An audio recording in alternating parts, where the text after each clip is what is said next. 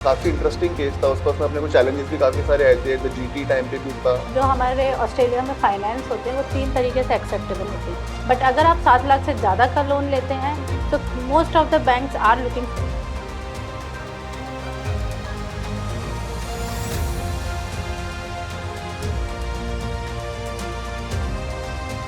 Ma'am अभी याद हो तो अभी रिसेंटली अपना एक स्टूडेंट था, आपका साहिल करके स्टूडेंट था, वो काफ़ी इंटरेस्टिंग केस था, उस पर अपने को चैलेंजेस भी काफ़ी सारे आए थे, जीटी टाइम पे भी उसका थोड़े इश्यूज आए थे। तो एक बार आप थोड़ा हमको उसका थोड़ा ओवरव्यू दे दे तो क्या वो बच्चों को भी आसानी हो जाएगी, क्योंकि अपने उसका एजुकेशन लोन प्रोसेस करवाया था। एजुकेशन लोन में क्या क्या डॉक्यूमेंट्स उसके लगे थे और किस तरह से पूरा प्रोसेस फ्लो था, एक बार आप थोड़ा बता देंगे हमें। देखिए, जैसे कि मैंने जो हमारे ऑस्ट्रेलिया में फाइनेंस होते हैं वो 3 तरीके से एक्सेप्टेबल होती है। एक होता है अमाउंट इन सेविंग्स अकाउंट, एक होता है एफडीज और तीसरा और मोस्ट प्रॉमिसिंग होता है educational loan. So education loan भी अलग अलग तरीके के होते हैं। सो सपोज़ अगर आपको 7 लाख से कम का एजुकेशन लोन चाहिए तो आप वो नॉन कोलैटरल लोन होता है और वो पेरेंट्स की या जो भी स्पॉन्सर्स हैं उनके आईटीआर के बेसिस पर मिल जाता है। बट अगर आप 7 लाख से ज़्यादा का लोन लेते हैं तो most of the banks are looking for collateral. तो आपको कोलैटरल देना पड़ता है, और जब आप कोलैटरल करके किसी भी बैंक से अपना एजुकेशन लोन आपका अप्रूव हो जाता है तो वही डॉक्यूमेंट्स हमें यूनिवर्सिटी को भेजने पड़ते हैं at the time of GT. तो उन डॉक्यूमेंट्स में सबसे पहले लगता है लोन अप्रूवल लेटर। उसके बाद जो इस प्रॉपर्टी के बेसिस पे आपका इवैल्यूएशन हुआ है और आपका एजुकेशन लोन प्रोसेस हुआ है, सो उस प्रॉपर्टी की evaluation report along with the original documents, और जितने भी आप इवैल्यूएशन रिपोर्ट्स लगाते हैं वो सारे डॉक्यूमेंट बैंक से सील्ड और साइंड होने चाहिए। अब इसमें ये होता है कि जैसे सपोज फॉर एग्जांपल अगर आपको टोटल 33 लैक्स दिखाना है स्टूडेंट का towards complete the GT condition, और अगर आपने लोन लिया है 28 लैक्स का, सो 28 लाख रुपीज़ तो आपके लोन से दिखेंगे। बचा हुआ अमाउंट आपको इधर सेविंग्स में या फिर एफडीज में दिखाना पड़ेगा।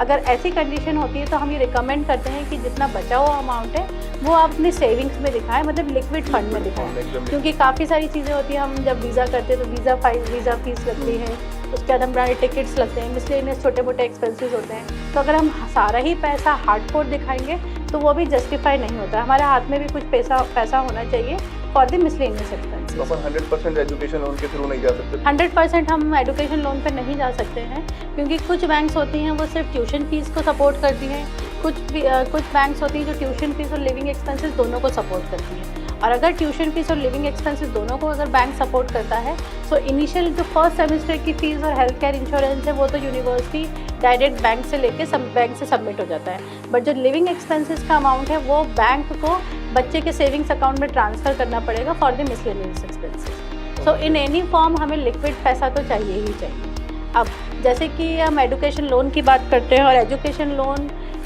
ये रिकमेंड किया जाता है कि अगर आप एजुकेशन लोन ले रहे हो तो डेफिनेटली आपको पहले से पता होगा कि आपको लोन के लिए जाना है। तो जब आप अपना एप्लीकेशन प्रोसेस स्टार्ट करो उसी के साथ पैरेलली आप अपना एजुकेशन लोन प्रोसेस भी स्टार्ट कर सकते हो, क्योंकि बेसिकली शुरू में सिर्फ आईटीआर और प्रॉपर्टी की ही रिक्वायरमेंट है। जब तक बैंक 10 से 12 दिन में प्रॉपर्टी वैल्यूएशन करेगा, इतने टाइम में यहाँ पर बैकएंड में हमारे पास ऑफर लेटर आ जाता है। जैसे ही आपके पास ऑफर लेटर आता है आप अपना यूनिवर्सिटी का ऑफर लेटर बैंक में सबमिट करिए और बैंक पर्टिकुलरली उस यूनिवर्सिटी के नाम से आपको सैंक्शन लेटर देगा।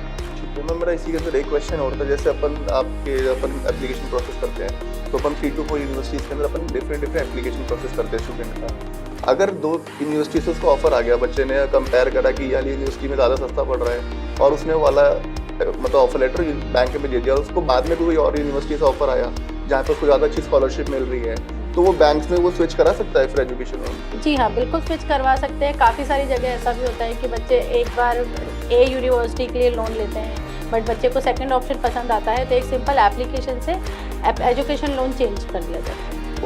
तो इसका कोई एडिशनल चार्ज लेता है बैंक? एडिशनल चार्जेस बैंक के कुछ भी नहीं होते, क्योंकि बैंक सिर्फ आपको एक सैंक्शन लेटर देता है। अभी जब तक आपके सारे डॉक्यूमेंट्स अप्रूव नहीं हो जाते, जब तक यूनिवर्सिटी आपसे अमाउंट की डिमांड नहीं करती है, तब तक बैंक कुछ भी अमाउंट डिस्पर्स नहीं करता है। तो एक सिंपल एप्लीकेशन के साथ विद नो ऑफर लेटर, काफ़ी सारे स्टूडेंट्स आपने देखा होगा आपके बच्चे अप्लाई करते हैं नवंबर इंटेक के लिए, बट उनके डॉक्यूमेंटेशन या टाइम लगता है तो वो फरवरी के लिए डिफर्ड हो जाते हैं। तो उस केस में भी सेम वही होता है कि हम पुराना ऑफर लेटर हटा के नया ऑफर लेटर लगा के आगे का प्रोसेस कंटिन्यू करते हैं। तो सेम अप्लाइज हुआ।